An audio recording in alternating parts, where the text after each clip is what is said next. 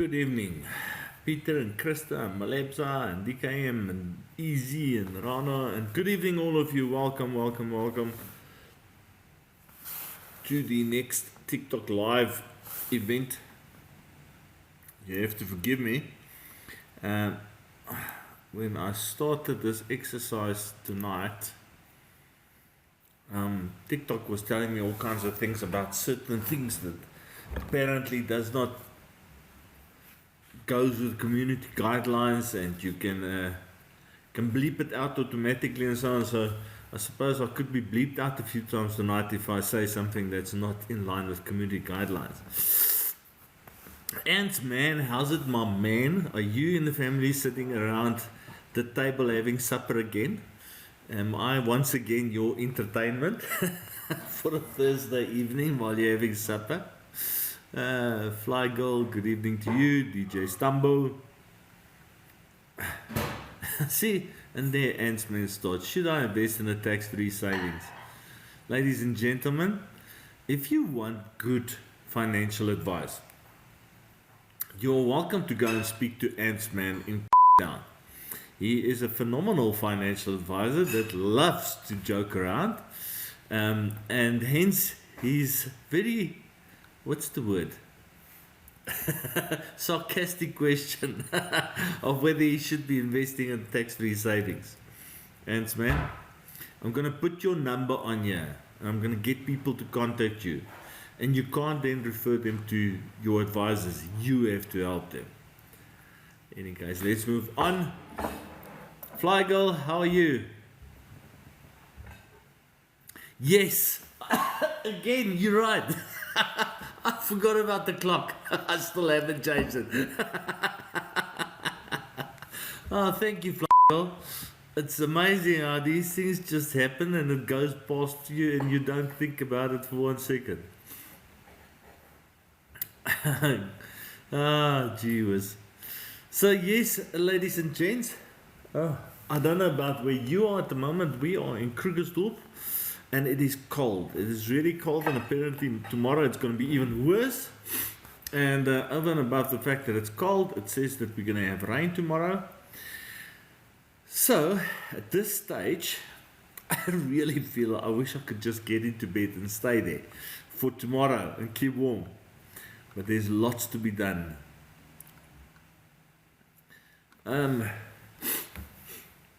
So what can I tell you while I'm waiting for somebody to ask an actual question and not to make a joke like my friend Ant-Man is making? What can I tell you? What is new? Nothing is new. We work hard. Good evening, Graham. Nice to see you again.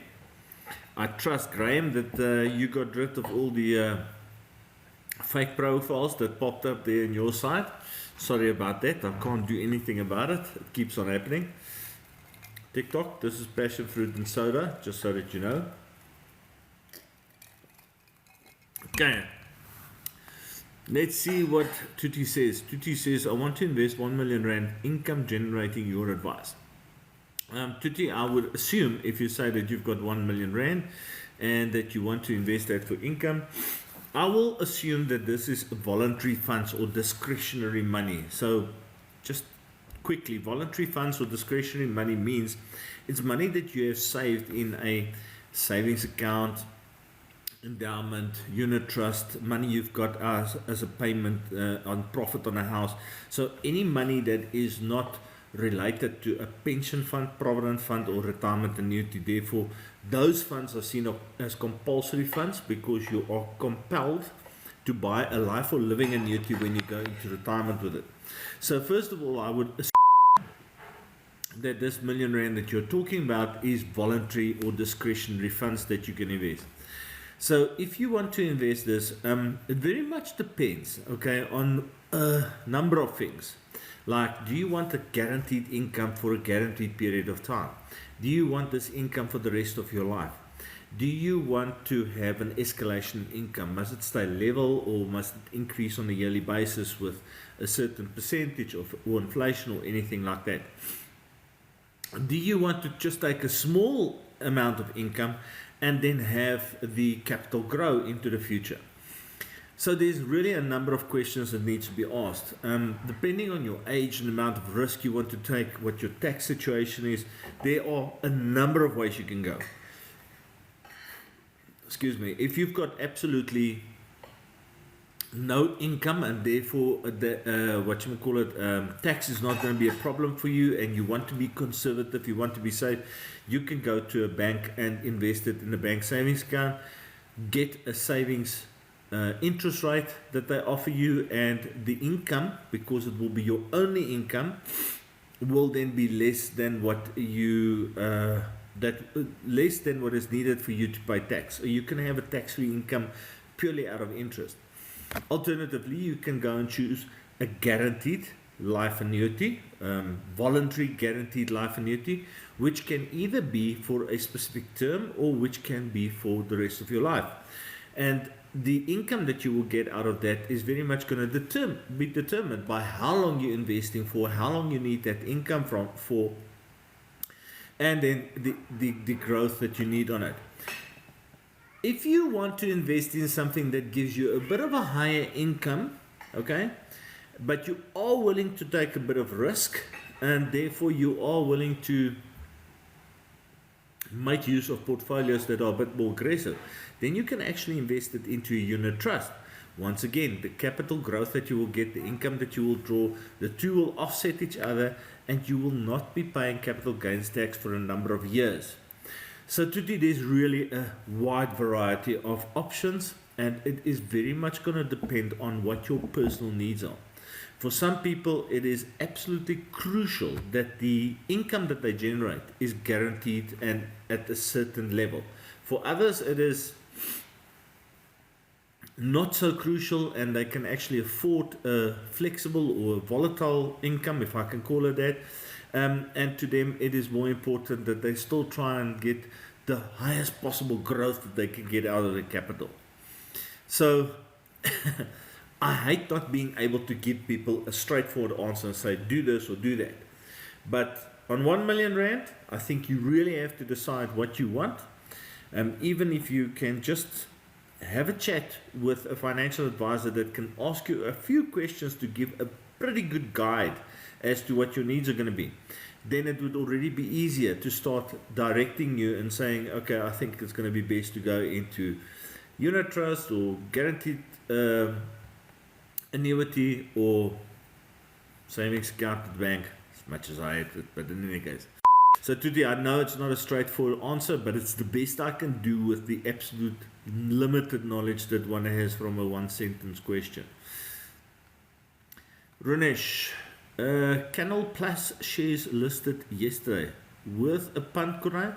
I have no idea what Canal Plus shares are. Runesh, I must be honest with you, I don't really concentrate on any specific shares. I know that people often ask things like, do you think it's a good time to buy Sasol shares or Nvidia or whatever? I cannot tell you how the share prices changes from day to day, because I do not concentrate on individual shares, because I do not buy and sell individual shares. I will have to go and have a look and see who is Canal Plus, CANAL Plus. I will have to go and have a look and see which company this is, or what they do, before I'm willing to give you any type of idea. Sorry, Ranesh, not my playing field that. Let's see who is next. Bursian 5. Good evening, Bursian 5. Let's see. Sim Genius. Once again, I love scrolling through the names of the people who joined, because it's just so interesting. Ranesh says, thanks, Kurai, I took over MultiChoice. Oh, okay, is that who they are? Well, let's put it this way. If you have a DSTV, or if you had DSTV in your life, and I know a lot of people don't have DSTV anymore because of all the other streaming services that's available, but I know a lot of people still have stuck with DSTV specifically because of the sport. then you would know that the biggest problem, according to me, with regards to DSTV has been the fact that you cannot get a subscription where you just subscribe to the sports channels or the music channels or the news channels or whatever. You have to take certain packages, and yes, those packages of them are so skewed. If you decide to take a package that will show you a bit of sport, then it's normally sport that you don't want to watch. So I think, my honest opinion is, whoever this company is, if they can come in and be innovative with regards to how they restructure packages for DSTV customers, especially when it comes to sport, my love, then I think they might actually do well. But yeah, I don't know them, Ranesh, and quite frankly, I don't know how good these companies do. I mean, the only person I know of that did well in media was Robert Murdoch, if I'm not mistaken. But in any case, so Ranesh, thank you very much for enlightening me. Now at least I have an idea of who these people are. How they're going to do by taking over MultiChoice, no idea, my mate, no idea. Mirliu. People, where do you get the names that you give yourself? Mirliu. Enoch, Offense, Clinton, Winnie, Roadrunner. But I think there's people in this call that don't even know who the Roadrunner is. Way back. Katlego says, what about TV license? I honestly don't know. I don't know if TV license is even... I still pay mine for some other reason. I know mine goes off with a debit order every year and it's a small amount. And yeah, I've never cancelled it. But when it comes to TV licenses, I can't see how that can still be enforced. I mean, nobody has TVs anymore. Everybody buys monitors these days. I mean, even if you go into Macro and you buy a flat screen, that is effectively a monitor. So, yeah, I don't know what you want me to tell you about TV licenses, but on the one hand, I'm thinking to myself, those things are so cheap. I really don't mind. Poor SABC seems to be falling apart in any case. But on the other hand, I really don't see how they can enforce TV licenses anymore, because none of these things are actually seen as TVs anymore. I think it's one of those things that they're holding on for dear life until eventually somebody closes the back door and say, let's just all go. I might be so completely wrong, but yeah, I've actually got a few people that retired out of the SABC, and the one thing I was impressed with were the pension funds that they got there. So that was pretty decent. Oh yeah, and the lunchroom was also pretty decent as well. Spent a few afternoons having lunch at the SABC here in Auckland Park when I went to see my clients there. Buxie, good evening Buxie. Hello Charlene, nice to see you back again. Keegan, let's see. Piet says, any officers, consultants in the Vaal region for investments? Piet, in the Vaal region, I don't have any officers there and I don't have any financial advisors there. But if you're talking about the Vaal region being where the golf courses are of Riviera on Vaal, Macaulay, Meyerton, Heron Banks, Mfuleni, we go and play golf there on a regular basis. We like to drive out there to go and have a round of golf. So if you want, myself or one of the advisors that works for me and that also plays golf, we can always set up an appointment to come and see you one day after a round of golf. It might cost you a few beers, but over and above that, I'm sure we can organize something like that. But yeah, it's not that far from us. From us to get to those different golf courses that I mentioned, it's normally about an hour and 10 minutes drive. And like I say, we quite enjoy it. Personally, if you want me to come and see you there in the Vaal, you're going to have to organize me a golf game in the middle of the week, because over weekends, I try not to have any appointments. That's when I play golf and rest. There we go, Piet. Dean says, never pay TV. Why must I? Dean, I agree with you 100%. I think if we go back to, yes, how long ago? If we go back to the 80s, 70s and 80s and 90s, I can understand how people had to pay TV licenses then. But yeah, after that, when with technology changing and stuff like that, just doesn't make sense. But it was the same. If you're old enough like me, you will remember having bicycle licenses. You had to have a license for your bicycle. I will never forget, it was these little round or square or triangle silver metal things that you put on where the wheel was. So if a policeman or somebody stopped you, you could point to your wheel and they could see that you had your bicycle license. Cost something ridiculous like 20 or 30 rand. Can't remember. Yeah, it's more like a scam. Folks, I see we're talking very little finances tonight, and it's more like a what you call it, a trip down memory lane at the moment. Thoughts on stand-ups?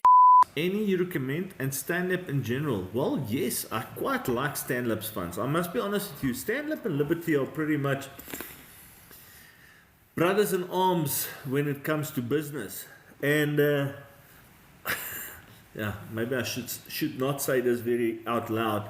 I'm not a big fan of Liberty funds, although they and stand-up are pretty much business partners, but I quite like stand-up's funds.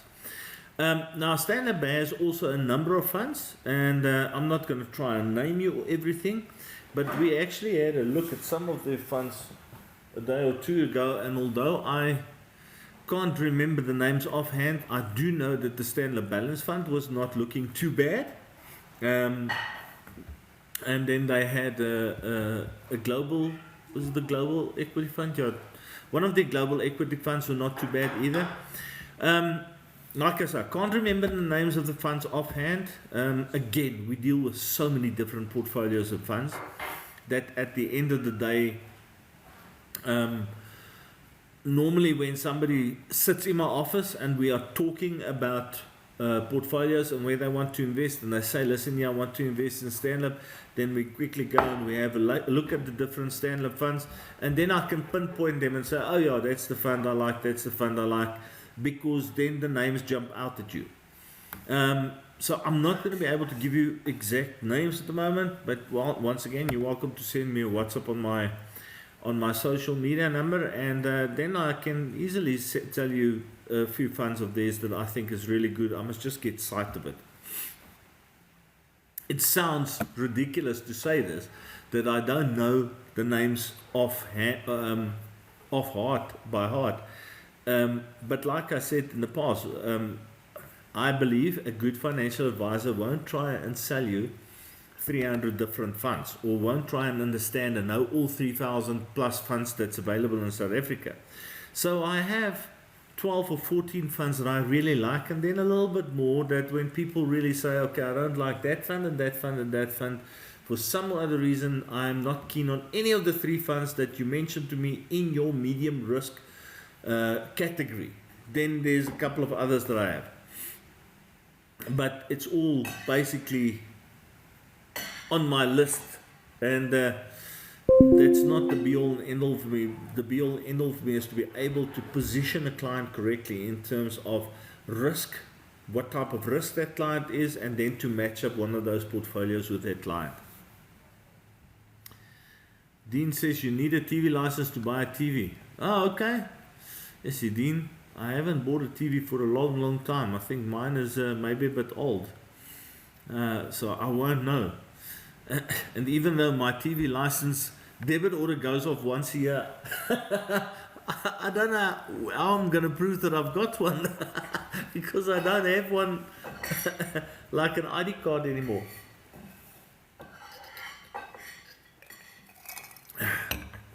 Charlene says, what does one have to look for when shopping for a life and living annuity?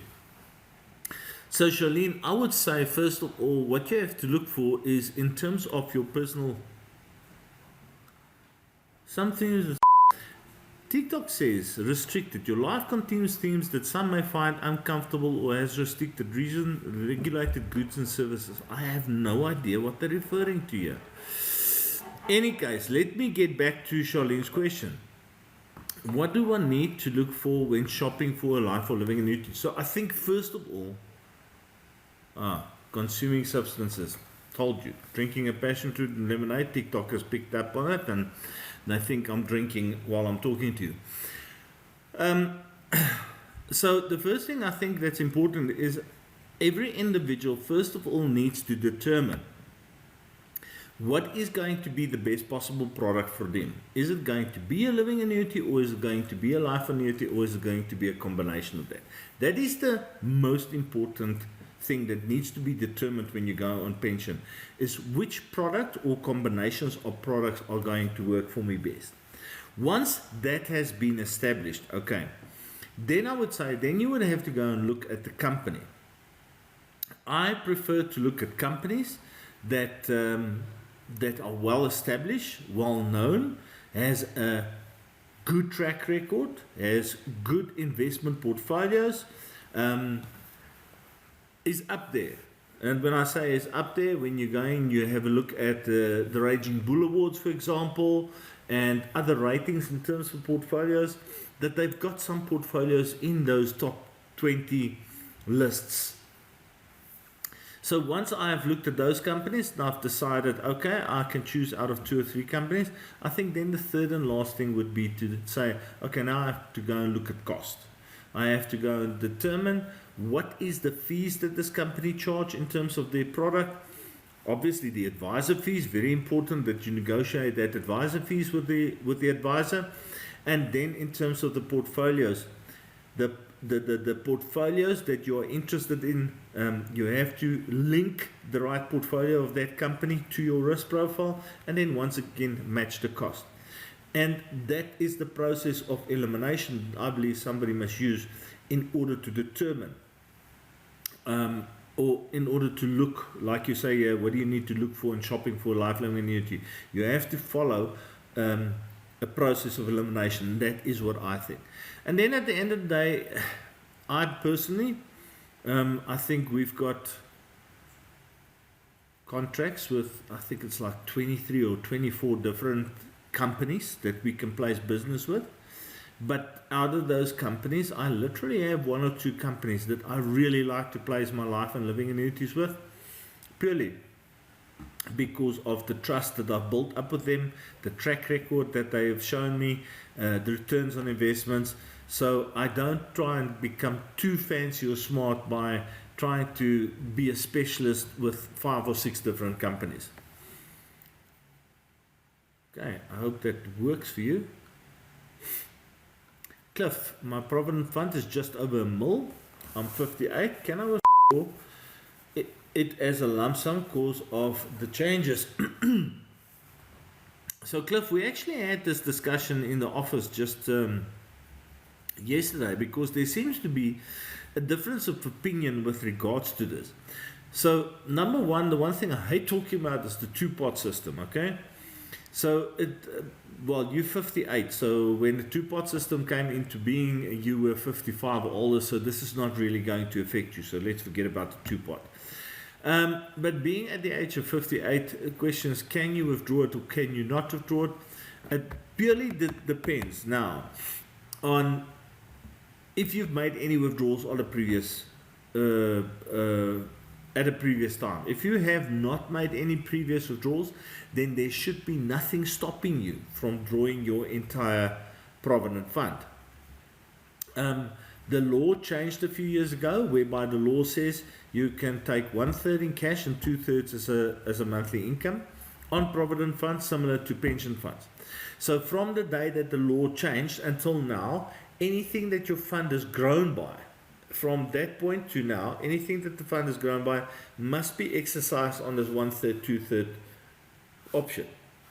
Anything before the time can still be taken in cash.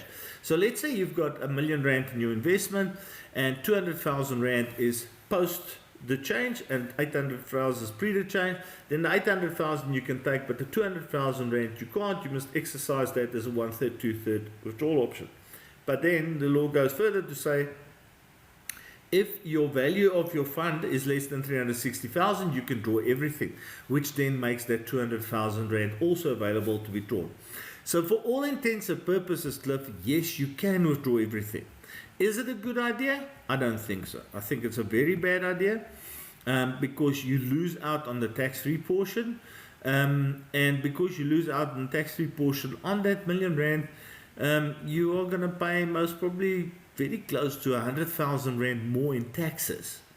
So if you were going to pay, I don't know, 18% on 450,000, let's say you were going to pay 72,000 Rand in taxes. If you did, or rather, let's say you wouldn't have been paying taxes because you would have taken 330,000 Rand, which is less than your 550 and therefore tax free. And then you start drawing an income on the other 660,000, which could potentially be tax free as well, because if it's your only income, it's most probably going to be low enough to be tax free. So by exercising 1/3, 2/3 option, you could potentially be in a situation where you don't pay any taxes. But if you decide to withdraw it, you will be paying taxes, and 18% on basically R1 million, you're going to look at about 160, 170,000 Rand in tax that you pay. So you're going to walk away with 820,000 Rand of your million. So as you can see, from a tax perspective, I really don't think it's a good idea. You can plan a life or living annuity much better, I believe, in order to get much better value for your money. Okay, Cliff, I hope that helps you, mate. Wanted KW5. On a different note, what do you think of people going to America as refugees? What do I think of people going to America as refugees? You know what? Funny enough, I spoke to somebody about that this week as well. And the gentleman asked me exactly the same thing. What do I think of the people going to America as refugees? And I actually forgot about that. I forgot that Trump said South Africans can come there as refugees. And I remember how big the story was when the original, I don't know how many people was it, 550, I don't know, went over. But after that, I haven't really heard anything about it or listened to it again. So I was completely blown away when this oak asked me exactly the same thing. And I said to him what I'm going to say to you now. If you want to go to America, whether it's as a refugee, immigrant, whatever, please be my guest. If you want to do it, do it. We live in a free world and a free country. Personally, I will never leave South Africa.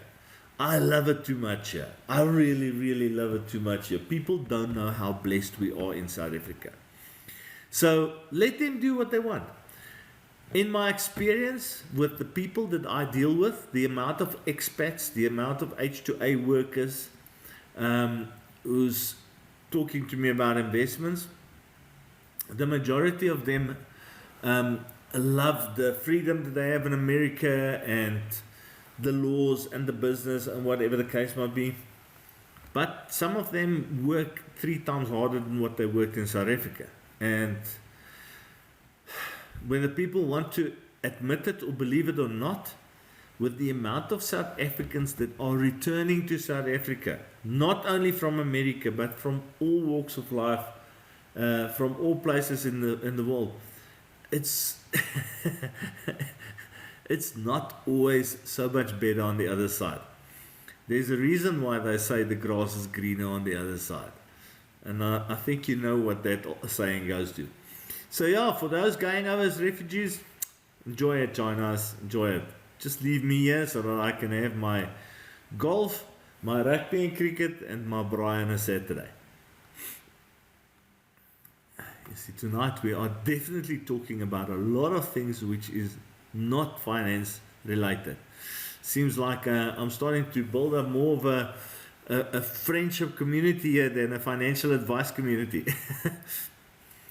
Fly Goal says endowments. Does a new 5-year restricted happen when you contribute more than 120% of last 2 years' highest contributions? Yes, it happens indeed.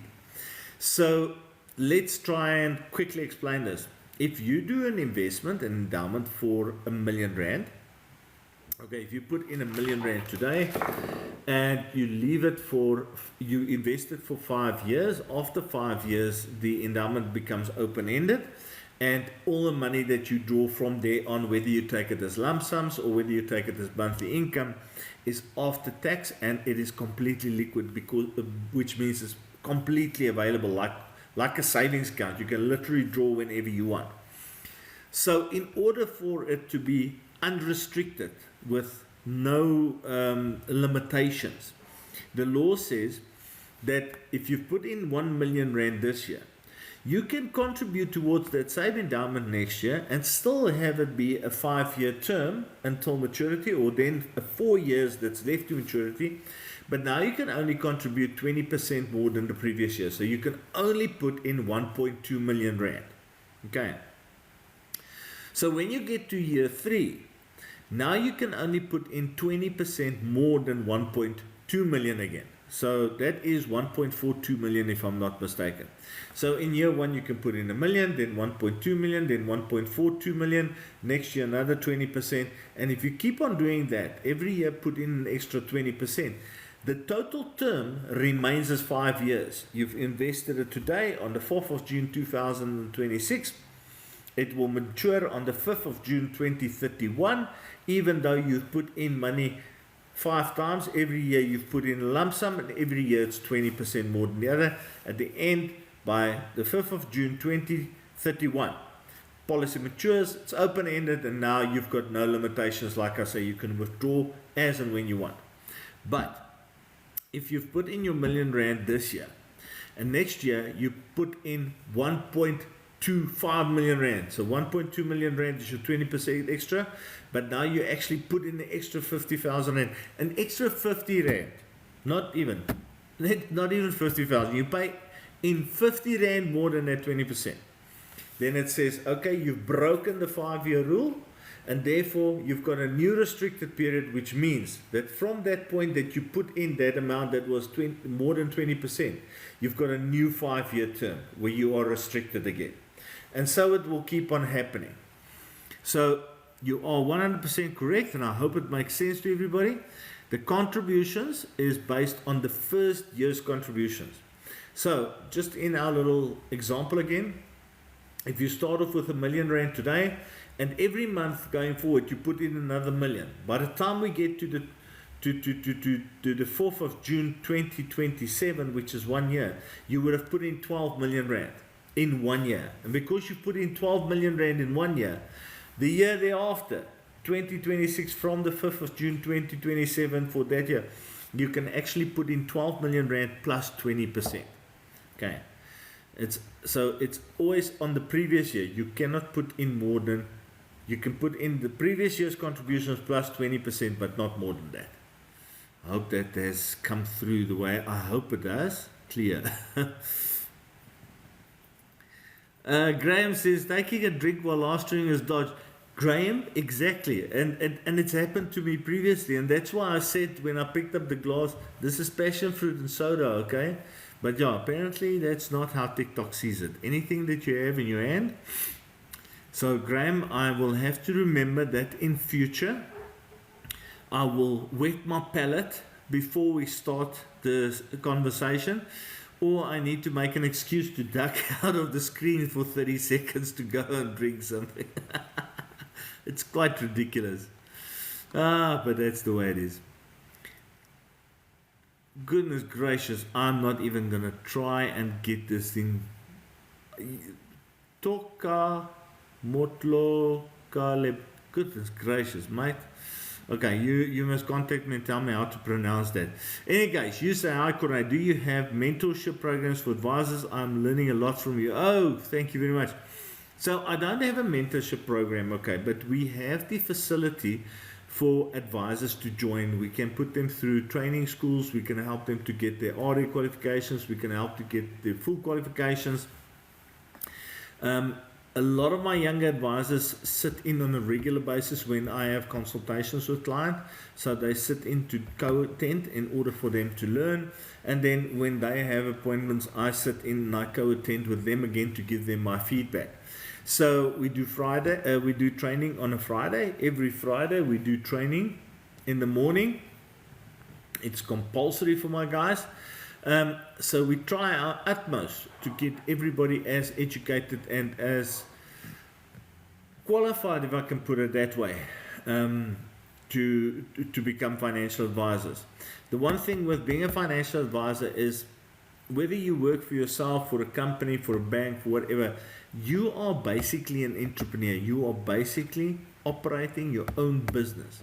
You might be working for a company or with a company and they will provide you with tools, but at the end of the day, you are operating your own business. And because of that, it is one of those industries where you have to take a lot of personal responsibility to learn and to educate yourself and to upskill yourself. So yeah, we do have to a certain extent, but it's not a full-time scholarship, if I could put it that way. But yes, absolutely. Contact us. We'll have a chat with you. We can tell you in a bit more detail what we do and how we do it. And then you can start getting an idea of our industry, especially if you want to come and join, because our industry, I tell you one thing, our industry, folks, as much as people don't always like financial advisors, we need financial advisors. There's such a shortage. The problem is with the majority of people coming into our industry, because a lot of people come in, but they leave very soon, is because they think that our industry is a get-rich-quick place, and it's not. It's a place where you have to build relationships with people, and only when you build relationships with people and you properly educate yourself, that's when you become successful.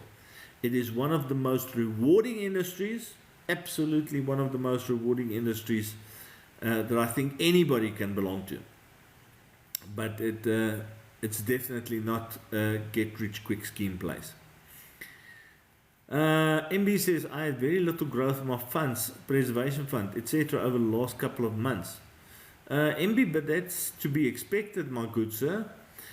First of all, remember at the beginning of the year we had this wonderful start of the war with America, Iran and Israel that's been going back and forth.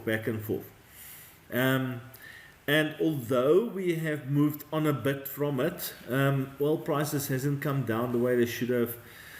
Inflation has increased a little bit. So the markets are still a bit in turmoil, although it has recovered substantially. So that's number one. We have to look at the geopolitical circumstances that what you call it, that has a big influence on markets. The second thing is, if your preservation fund has not done much, pretty level or whatever the case might be, well, then you're still positive.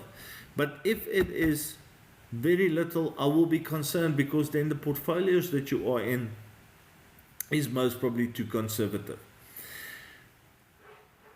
As much as the last 4 or 5 months has been a bit of a roller coaster in the market, the last 4 or 5 years has been exceptional for investments. So even people that in the beginning of the year, just when this America and Iran thing started, saw downturns in the investments of like 25 and 30%, even those people, and that's normally the people that's in the equity funds, have already seen a recovery where their funds are back to what it was and even higher. So maybe it's time for you, MB, to go and have a look with somebody at your preservation fund and do some portfolio changes. Maybe you just invested in the wrong portfolios. Maybe the cost is a bit high. Maybe you should have a look at that as well. So go and speak to the company that you deal with or the advisor that you deal with, and get some advice, mate. Oh, for a second I thought this is weird. There we go. Baz, why are we not allowed to top up to our RS whenever we have extra cash? Who says you're not allowed to do that, Baz? Of course you can. On a retirement annuity, okay, you can top up whenever you want. You can put in extra cash whenever you want. There is absolutely no limitation. The only possible limitation there can be on a retirement annuity and with extra contributions is if the product rule of that company does not allow it. So if you go back to product ranges, let's call it product ranges from 20, 30 years ago, it might be that that product did not allow for it. So just like cars bring out new models on a yearly basis, okay? The 1985 Model 3, the 1985 BMW 3 Series that you had then, compared to the BMW 3 Series of today, you cannot compare it because of the improvements that there has been over the last 40 years in this vehicle. Now, exactly the same happens with financial products. The products that we had in the 80s and the 90s, you can almost not compare with today because today's products are so much more flexible, so much more cost effective than what those was. So it's very possible. It's the only possibility, not very possible. It's the only possibility is if you have a retirement annuity that comes from years go by when the rules for that retirement annuity did not allow for any product changes such as lump sums to be put in, then it's possible. But even then, the company that you're with, their product ranges would have improved over the years, and they should have a facility whereby you can move from the old product range into a new product range, which is normally to your benefit to do so. And once you've moved into the new product range, then once again, there should be no limitation on you taking extra money and putting it into your retirement annuities. So if your company or your advisor is saying to you that you can't do it, I'm sorry, but I don't think that they are being honest with you. Then maybe it's time to go and speak to somebody different, because there should be absolutely no reason why you can't do it. Okay, Baz? Let's see who's next. Charlene, between tax-free savings, RA and profit fund, which should you withdraw from first at retirement? Charlene, once again, this is one of those questions where there is no correct or incorrect answer. And the reason why I say there's no correct or incorrect answer, the majority of people get to retirement and their financial situation is such that they must basically draw from everything just to survive. They have not made enough provisions, so they basically have to dip into everything. But if you are in the lucky situation that you've got these different investments that you can actually make use of, then once again it's a planning session. Because if you go and plan, you have to plan about the amount of income you want, how much of your capital needs to be protected in the different investments, and then the tax. How much tax you're going to pay, and how can you best structure your portfolio so that you pay the least amount of tax. I have had the privilege to deal with clients who has come to retirement and they did not have to touch their pension funds for 2, 3, 5 years because they've made enough other provision. So they had things like endowments that they could start drawing an income from and live off for a number of years before they had to touch their pension. And because of that, they were able to take very small amounts of their pension when they eventually started, or they were older than the age of 65, so now suddenly they got more tax rebates and they paid less tax, which put them in a more beneficial situation. So similar to my previous answers that I gave with regards to investments, where to invest, what products to use, it always comes back to the planning that you do at retirement. What will work for one person in terms of where they take their income from won't work for another person. So I can really not tell you whether you should take from a tax-free savings or a provident fund first. It's absolutely going to depend on your personal circumstances on the date of retirement.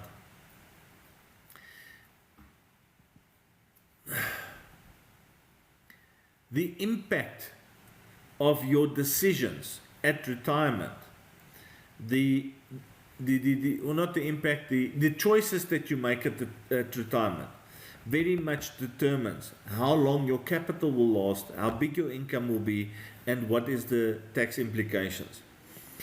Then those decisions has to link up with your personal situation in terms of income, how much you want to leave behind for beneficiaries if necessary, debt situations, etc. So there's a lot of factors that needs to be taken into the equation, and I will not even try and take a chance in advising anybody and say, listen, you have to start here or you have to start there, unless I've had a full-on consultation with them and I have done a proper planning session once I've had all the information. So Charlene, I wish I could give you a straightforward answer, but I cannot do so, unfortunately. So let's see who's after Charlene. Pleasure, Cliff. I hope that helped. Hey, Hawkins, hearts and fingers. Great stuff, China. Wanted says thanks and have a good day. Okay, thank you very much as well, Wanted. Gracious says my EAC calculations for my tax-free savings account at standard are above 2%, close to 3%. Is this too high? Gracious, no, I don't think it's too high. As a matter of fact, I think it's pretty much in line. The one thing that people must remember, and let me try and explain this quickly, folks. When you look at any investment, whether it's a retirement annuity, endowment, unit trust, tax-free investment, okay? Any of those investments that I deal with in my world. If you look at the EAC calculation, and I am speaking specifically about the products that I do, or the companies I deal with, but I believe it works like that with most companies, although not every company's EAC is going to look the same, but most do. On your EAC, it says to you that let's just work on 3%. Let's just work on 3%. So they will tell you, fund manager fee 1.5%, advice fee 1%, administration fee 0.5%, ad hoc fee, whatever. And those all add up to your 3%. Now, the one important one that people forget to look at is that fund manager one. So let's say your calculation says 3%, but the fund manager's fee is 1.5%. That is the portfolio that you have in your investment. That portfolio, and it's that fund manager's fee in that portfolio that they're talking about there. So let's say you have an equity fund, okay? And it means that 1.5% is the fund in that portfolio, in that equity fund. So if you go and have a look at that equity fund and what they declare as a growth percentage for the year, let's say that they say the growth percentage for the year was 12%. Then that 12% is after that 1.5% has been deducted. Okay, so it means that your actual return on investment is 12% after 1.5% for the fund manager fee has already been taken off. Now there's 1.5% that still needs to come off, and that 1.5% is now the other three things on your EAC: the advice fee, the admin cost, and the ad hoc. So effectively what it means is that your rate of return is 12% minus that remaining 1.5%. So your actual return on investment is 10.5%. So this is the thing. A lot of people always talk to me and they say, yeah, okay, so my EAC is 3% and my fund has shown a return of 12%. So I actually have an effective return of 9% because the 3% still needs to come off. No. A portion of it has already been taken care of. So, if you do not understand that, then you could potentially think, listen, yeah, this is not a good investment, the costs are too high. But I think it's because people don't understand the fact that that portfolio fee is already off when the growth calculation or when the growth declaration is made. Okay, gracious. So don't worry too much on 2%, close to 3%. That's fine. It sounds to me then that you are in equity funds, and gracious, especially if you've got a long time period left on your tax-free savings, and you are in equity funds, then you're most probably in the best place you can be. And the fact that your EAC is close to 3% is not the problem. Okay. Buddha says, guys, can we team up and investigate the dollar versus rand scam? Dollar versus rand scam. I'm hoping you're talking about the normal dollar rand thing, and that there's not a real scam going on, because then I'm in trouble for not knowing about it. Bear says, heard you loud and clear, much appreciated. Pleasure, man, pleasure. Tic-tac-toe, good evening, sir. Welcome, nice to see you around again. Please don't ask difficult questions tonight, okay? I'm tired, man. Rocco, Life and Travel says, I feel I've over-contributed into my RA 55 years, next year, still going to work. Is it wise to stop contributing? Rocco, you can never really contribute or over-contribute to your RA. That's the first thing I want to tell you, sir. And the reason why I say you can never over-contribute is you are allowed by law to contribute 27.5% of your gross income to pension fund, provident fund on RAs. And every cent that you contribute towards that 27.5%, you get back as a tax rebate. So that's fantastic. That's numero uno. If you contribute more than that 27.5%, then whatever you've contributed extra is lying there until you get to retirement. And when you eventually take retirement, any time from the age of 55 onwards, when you eventually decide to retire from that retirement annuity, you get to take 1/3 in cash. And 550,000 rand of that 1/3 is tax-free. But now you've got this extra money that you contributed over and above your 27.5% and that you could not deduct over the years from tax. Now they say because you couldn't deduct it, we'll add it onto that 550,000 rand. So let's say you get 2 million rand and all of that extra money makes up 2 million rand and even more. Now you're going to get your full 2 million rand tax-free. Then they say, okay, but there's still more money that you've contributed that you didn't get the tax benefit on. Then SARS says, okay, well then we start giving you an income and we give you that income tax-free until you've received all your tax benefits. And then only do we charge you tax. So don't worry, you have never over-contributed to a retirement annuity, especially if you contribute, if its intention is to make proper retirement provision and to get the tax benefits. Second thing, is it wise to stop contributing? Well, if you do not need the tax benefit anymore, and if you do not need more money to retire with and have a comfortable retirement, then I suppose you can stop. But if you are still going to be working and you can still benefit from the tax benefit and you can still benefit from more pension fund money when you retire so that you can have a more comfortable retirement, then carry on. Then I will continue if I were you. So it absolutely depends on you, Rocco. But yeah, number one, you never lose out on the retirement annuity. That is my honest opinion. And number two, do we ever have enough? I often ask this question, when is enough enough? For some people, they actually do get to a point where they're comfortable. For other people, they just never feel enough is enough. So again, do a proper planning session for yourself, with somebody else, by yourself, and then you make your decision on whether that RA is worth continuing with. Okay.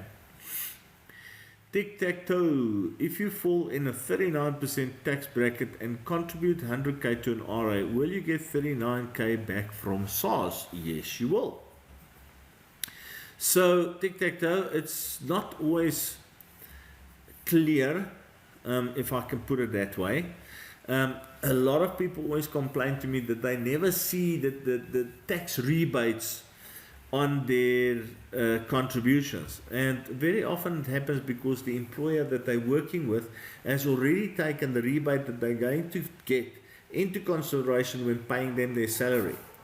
So a person gets at their company, let's say 11,000 Rand a month after deductions and everything. But then they get to the end of the year and they've done their tax returns, but they get nothing from SARS and they're upset and they're like, where's my rebate? Well, the fact of the matter is your employer has already taken your rebate into consideration and you have received 11,000 Rand per month as an income. But if they did not take your rebate into consideration, you would have only gotten 10,000 Rand per month. So you've already gotten 1,000 Rand per month extra on your salary, an extra 12,000 Rand for the year that you've spent on whatever, which was actually your rebate, you just didn't know about it. Now, exactly the same thing happens for people that are self-employed. Very often the same type of things happen for people that are self-employed, is that they also contribute to retirement annuities, and then at the end of the day they feel that they haven't gotten anything back. It's because your accountant has already worked it into your personal salary to ensure that you don't have to pay in at the end of the year. It's the situation with me. I know that I can't remember when in my life I had money back from the receiver or paid money to the receiver. And it's because my accountant is damn good. He ensures that that I contribute enough to my retirement annuities on a monthly basis or on an annual basis that it offsets my tax to the point that I don't get money back, but at least I don't have to pay in. So I know I get my tax rebate every year. And yes, if your marginal tax rate is the rate at which you get that 39% back. Oh, sorry, that's the one thing. I've now given you this long explanation. What I wanted to say is, if your tax was calculated 100% so that you don't pay SARS and they don't pay you based on normal income and everything, and the retirement annuity that you're talking about was not taken into consideration during this 12 months of your year, then when you do the submission, yes, you will get your 39,000 Rand back. Rocco, life and travel, what is your tax bracket? Good question, tic-tac-toe. Rather start contributing in tax-free savings and unit trust than more into... Rocco says rather start contributing. Rocco, maybe not, but you're 55, mate. Tax-free investment is really not going to do that much for you anymore, unless you're going to leave it there until you're 75 and then only start using it. And if you're on a high tax bracket, well, the unit trust could be good depending on how much you put in. All these lovely little tricky things that we have.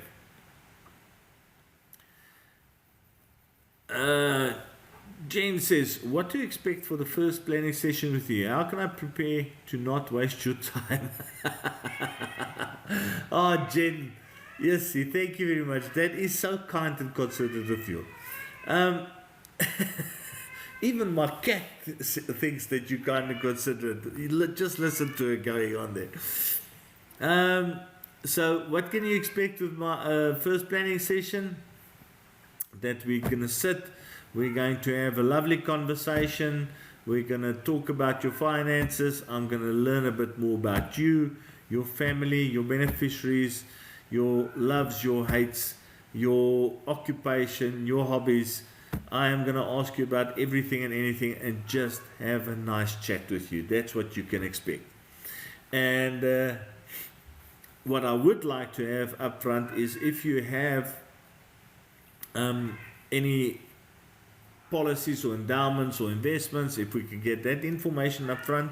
And if you belong to a pension or provident fund or something like that, and I can get that information, that will help a lot. Then I can put that into the system so long and prepare. But that's it. Except for that, you can't really prepare for anything.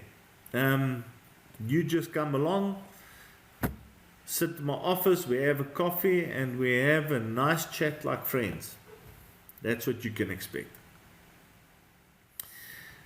Hey folks, it's 7 o'clock, but I see Princess Pungula has put one more question in here, so I'm going to answer her and then I'm going to say good night. She says, I resigned 2008 as a teacher, then went back in 2010. I'm planning to resign 2029 when I'm 60, taxed again. Yes, unfortunately, Princess, that is what happened, because if you left in 2008, and you did not move your pension fund into a preservation fund and you withdrew it then, you would have been taxed on withdrawal table. So that is an unfortunate one.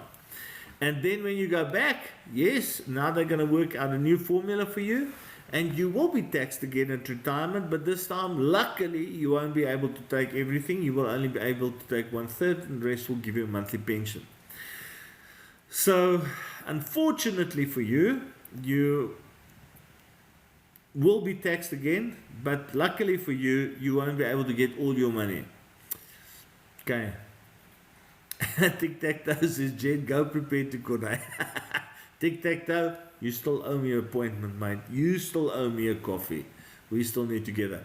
Folks, it's been a pleasure. As usual, I've really enjoyed the time with you. Next time, I will make sure that I do not have anything that is any liquid with me. And yes, I look forward to next week Thursday and having a good chat with you all again. Go and have a fantastic Thursday evening. Sleep tight and keep warm. All the best. Bye-bye.